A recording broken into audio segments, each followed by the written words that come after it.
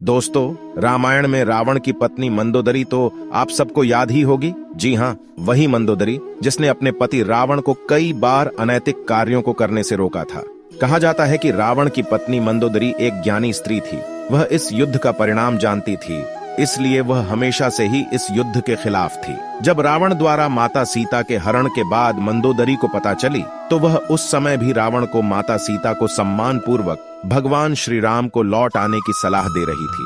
लेकिन हट्ठी रावण ने मंदोदरी की बात नहीं सुनी और लंका का विनाश हो गया। राम रावण का युद्ध हुआ जिसमें रावण मारा गया और मंदोदरी चाहकर भी उसे बचा नहीं पाई। लेकिन क्या आप यह जानते हैं कि रावण के मरने के बाद मंदोदरी का क्या हुआ?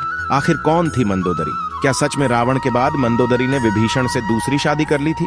अगर आप भी इन प्रश्नों का जवाब जानना चाहते हैं तो इस वीडियो के अंत तक जरूर बने रहिएगा। लेकिन दोस्तों, वीडियो में हम आगे बढ़ें उससे पहले चैनल को सब्सक्राइब करके बेल आइकन को प्रेस कर दें ताकि हमारी आने वाली वीडियोस की नोटिफिकेशन आपको मिलती रहे। अगर आप हमारी ये वीडियो फेसबुक पर देख रहे हो तो हमारे पेज को फॉलो जरूर कर लेना। तो चलिए शुरू करते हैं। कौन थी मंदोदरी? हिंदू पुराणों में उल्लेखित एक कथा के मुताबिक मधुरा नाम की एक अप्सरा हुआ करती थी जो भगवान शिव से काफी ज्यादा प्रभावित थी। इसलिए एक बार वह उनसे मिलने कैलाश पर्वत पर पहुंच गई। उस वक्त कैलाश पर्वत पर भगवान शिव अकेले थे। माता पार्वती कहीं गई हुई थी। कथा के मुताबिक भगवान शिव को कैलाश पर्वत पर अकेला पाकर अप्सरा मधुरा उन्हें लुभाने की कोशिश करने लगी। कुछ देर बाद जब देवी पार्वती कैलाश पर्वत पर आई तो उन्होंने मधुरा के शरीर पर भगवान शिव का भस्म लगा हुआ पाया, जिसे देखकर माता पार्वती क्रोधित हो गई और क्रोध में आकर उन्होंने मधुरा को श्राप दे दिया कि तुम अगले 12 वर्ष तक मेरिकी के रूप में जीवन व्यतीत करोगी। माता पार्वती का श्राप और क्रोध देखकर मधुरा डर गई और हाथ जोड़कर उनसे माफी मांगने लगी। जिसके बाद माता पार्वती ने उसे कहा कि सही समय आने पर तुम श्राप मुक्त हो जाओगी। और जैसा कि माता पार्वती ने श्राप दिया था, अप्सरा मधुरा तुरंत ही मेढकी बन गई, जिसके बाद वह धरती लोक पर विचरण करने लगी। मेढक रूपी मधुरा पृथ्वी लोक पर किसी तरह अपने दिन गुजार रही थी। लेकिन तभी एक दिन अचानक एक भयंकर सर्प मेढकी मधुरा को खाने के लिए उसके पीछे पड़ गया। मेढकी मधुरा अपनी जान बचाने के लिए भागने लगी और भागते भागते सप्तर्षियों के आश्रम में पहुंच गई, जहां उन्होंने खीर बनाने के लिए खीर का बहुत बड़ा बर्तन लकड़ी के चूल्हे पर चढ़ाया हुआ था। जब सांप ने मेढकी मधुरा को दौड़ाया तो वह उछलकर उसी खीर के बर्तन पर बैठ गई। जब सांप उसके पीछे आया तो वह उससे बचने के लिए बर्तन के एक छोर से दूसरे छोर पर उछल गई। सांप भी उसके पीछे मेढकी को पकड़ने के लिए उस बर्तन पर चढ़ गया और दूसरे छोर पर जाने की कोशिश करने लगा। लेकिन दुर्भाग्य से वह फिसलकर खीर के बर्तन में गिर गया और खीर गर्म होने के कारण गिरते ही वह मर गया। किंतु मेढकी बनी उस मधुरा को यह चिंता सताने लगी कि जब ऋषिगण यहाँ आएंगे और बेर या खीर खाएंगे तो जहरीले सांप की वजह से उनकी मृत्यु हो जाएगी, और मधुरा ये हरगिज नहीं चाहती थी उसकी वजह से सप्तर्षियों की जान जाए। इसलिए वह वहीं बैठकर ऋषियों का इंतजार करने लगी। जैसे ही ऋषि वहां आए, वो उनके सामने ही तुरंत खीर के बर्तन में कूद गए। ऋषियों ने मेढकी को बर्तन में कूदते हुए देख लिया, इसलिए उन्होंने सोचा कि अब तो यह खीर खाने योग्य नहीं है और उन्होंने खीर को वहीं फैला दिया। खीर फैलाने पर उन्होंने देखा कि उस बर्तन में मेढकी के अलावा एक सांप भी मरा हुआ है। यह देखकर सब ऋषि तुरंत समझ गए कि इस मेढकी ने हम ऋषियों की जान बचाने के लिए अपने प्राणों का बलिदान दे दिया। मेढकी के इस नेक दिली को देखकर सभी ऋषियों ने अपनी शक्ति से उस मेढकी को जीवित कर दिया और उसे कन्या का स्वरूप दे दिया, जिससे अब मधुरा मेढकी से एक सुंदर कन्या बन गई। किंतु लोक समाज के डर से ऋषियों ने इस कन्या को अपने साथ नहीं रखा। उन्होंने महर्षि कश्यप के पुत्र मायासुर को बुलाकर उस कन्या को उन्हें सौंप दिया। मायासुर और उसकी पत्नी हेमा ने उस कन्या को पुत्री के रूप में गोद ले लिया। उन्होंने ही मधुरा का नाम बदलकर मंदोदरी रख दिया। अगर हम बात मंदोदरी के पिता मायासुर की करें तो उसे राक्षसों का विश्वकर्मा कहा जाता था। उसे ब्रह्मा जी से विशेष वरदान प्राप्त था, जिसके मुताबिक वह कहीं भी सुंदर भवन व नगर का निर्माण कर सकता था। मायासुर ने ब्रह्मा से प्राप्त वरदान के प्रभाव से ही अपनी हेमा के लिए मंडोर जैसे खूबसूरत नगर का निर्माण किया था, जो कि वर्तमान में जोधपुर का मंडोर है। मंदोदरी और रावण का विवाह कैसे हुआ? कथा के अनुसार एक बार रावण मायासुर से मिलने के लिए मंडोर पहुंचा था। उसी समय उसकी नजर मंदोदरी पर पड़ी थी। रावण मंदोदरी को देखते ही उसकी सुंदरता पर मोहित हो गया, इसलिए उसने असुर राज मायासुर के सामने मंदोदरी के साथ विवाह का प्रस्ताव रख दिया।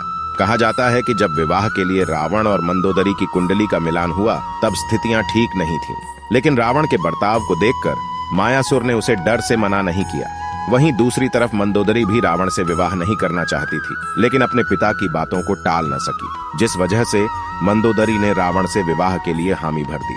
कहा जाता है कि राजस्थान के जोधपुर के मंडोर में मंदोदरी और रावण का विवाह हुआ था। राजस्थान के जोधपुर के मंडोर रेलवे स्टेशन के पास एक जगह है जिसके बारे में ऐसी मान्यता है कि यहीं पर रावण ने मंदोदरी के संग 7 फेरे लिए थे। कुछ मान्यताओं के मुताबिक भगवान शिव के वरदान के कारण मंदोदरी का विवाह रावण से हुआ था। मंदोदरी ने श्री बेलेश्वर नाथ मंदिर में भगवान शिव की आराधना की थी। यह मंदिर मेरठ के सदर इलाके में है।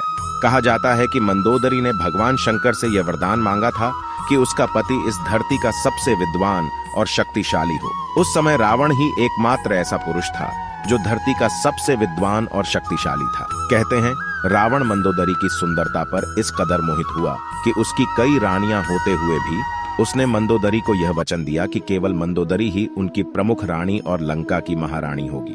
कथाओं में मंदोदरी को एक पतिव्रता नारी के रूप में वर्णित किया गया है।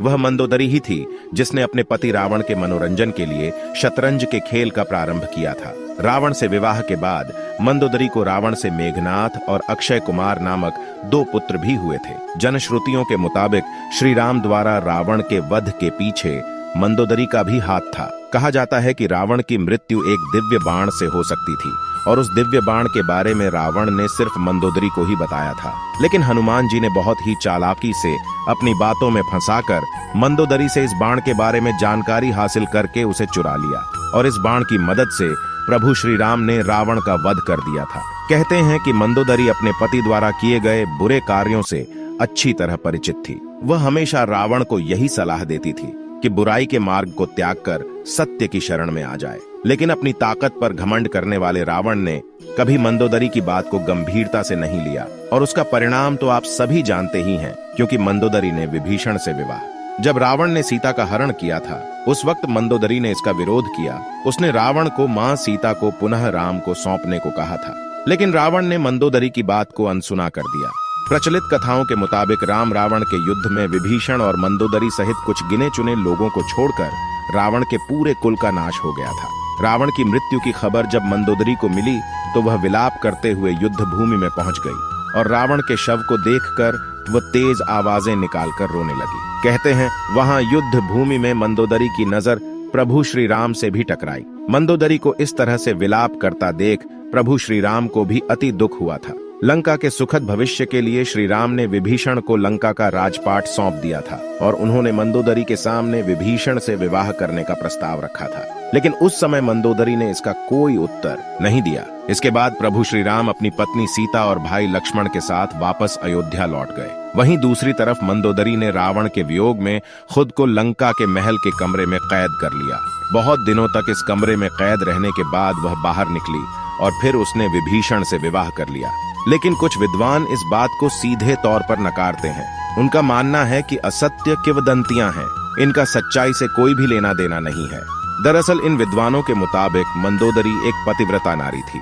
वह अपने पति के प्रति पूरी तरह से समर्पित थी।